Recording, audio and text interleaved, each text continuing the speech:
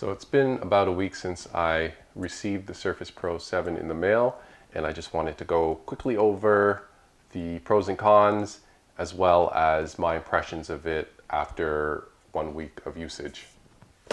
It's got the pen. The pen is pretty cool.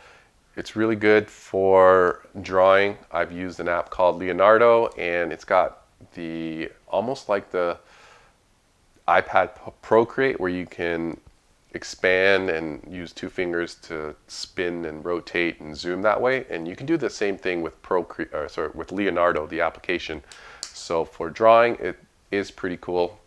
And take that with a grain of salt. Since I'm not an artist, I can't go deep dive into it. But for my usage, I found that it was great to doodle on.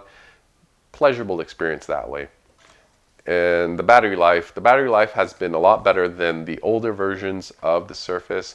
The older versions, I've got anywhere from 2 to 3 hours of battery life, which makes it almost useless as a tablet style device, whereas this can go from 6 to, you can stretch it up to 10 hours, but realistically anywhere from 6 to 8 hours of usage from that way. So web browsing, things like that. Obviously the more battery intensive things you do, the less battery life you'll get. So programming on it, web development, game development, you'll see reduced battery life. For me, I found about 5 to 6 hours generally of my typical usage, which means opening up an IDE, doing some browsing, video, things of that nature. You can game on it. It's not a gaming device. You can game on it. Just turn things down, the settings down a little bit lower, and you might be able to play some of your games on it. So for me, I played Rocket League on it, got 60 frames per second for the most part, dropped off a little bit here and there. I think that was due to just loading textures in, but once everything loaded up, it ran fairly well. Let's talk about the camera.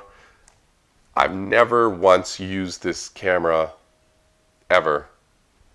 I don't even know how to launch the app, and I find that fairly useless. So having the rear camera, I don't know. Microsoft, maybe you can just have an option to not have a camera, because number one, I don't know. This is just a silly way to take pictures if you're holding it with a type cover.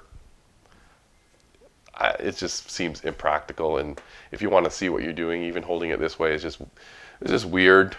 So I don't know what the use case of it is, but it certainly isn't in my, not in my use case.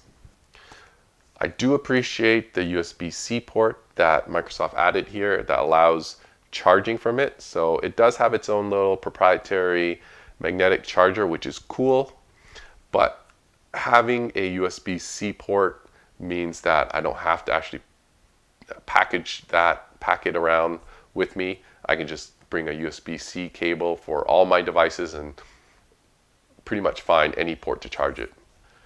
Now the form factor is, as Microsoft has sold it, a 2-in-1 tablet / laptop hybrid. It can be converted into a tablet simply by removing the type cover, and now you have a very awkward to hold tablet. It doesn't really fit too well in one hand, and it runs an operating system that is not optimized for the tablet experience. So in that respect, it's quite a weird experience using it as a tablet. I mean, it's possible to use it as a tablet, but you have to engage tablet mode and you get a reduced UI experience. I don't actually, the gestures from it aren't exactly intuitive, but you can kind of muddle your way around the interface in a touch manner. You can open your apps and whatnot, but it's number one that Microsoft hasn't really done a good job in terms of getting this to work in a touch experience. I'll just load up some software here. So I have a drawing app up, and I'm not sure how, yeah, I guess I can navigate around using some gestures.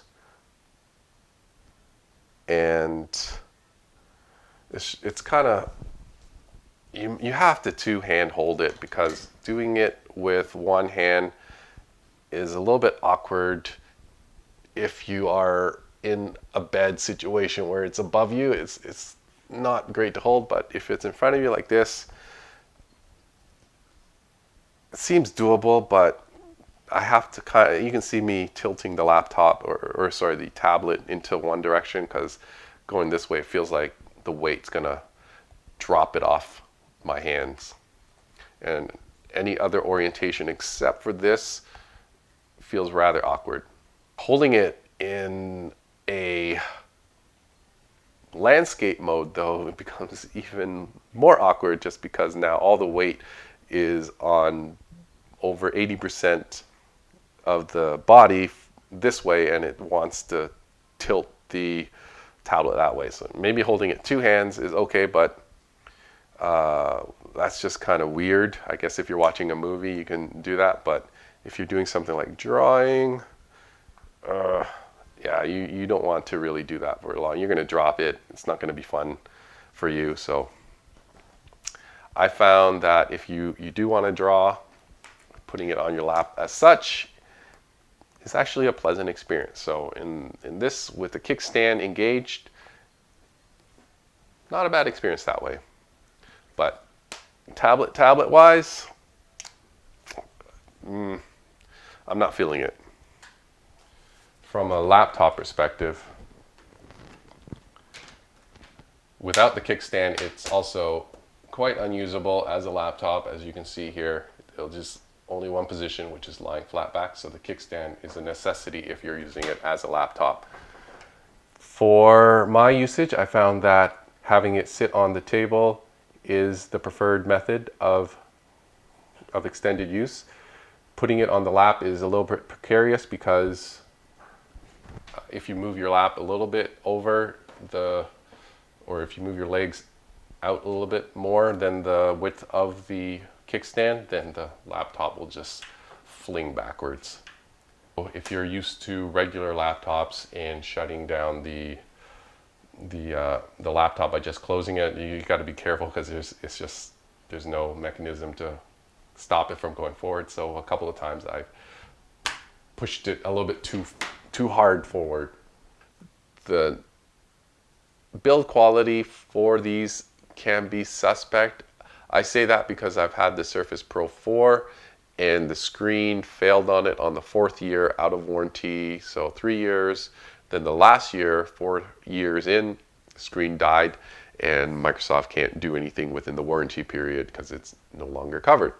So I've seen Reddit posts where people are complaining about things happening with the screen on these devices, and I'm hoping that I didn't make the same mistake with the Surface Pro 4 and get a device that will fail on me in year 4. So that is a possible negative, in that long-term build quality of these things generally in my usage don't work out very well.